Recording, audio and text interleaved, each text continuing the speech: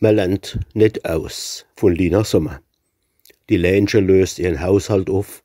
Das macht eine große Qual. Jedoch, wie's heutzutage so geht, es bleibt keine andere Wahl. Sie hat ein silbernes Teeservie. Ein Prachtstück, ihr liebe Leid. Das hat mal ihren Großpapa geschenkt vor langer Zeit. Eine große und eine kleine Kanne, so fein und so komplett. Und auch eine schöne Zuckerdose, die stehen auf dem Tablett.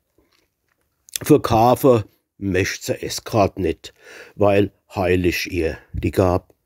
Da kommt eine alte Freundin her und schmächelt es ihr ab.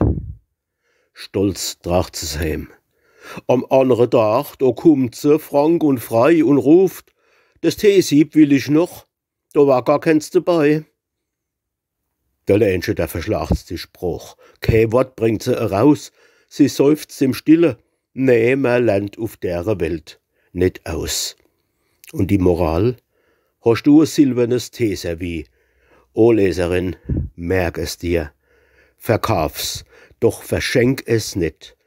Sonst geht es auch wie mir.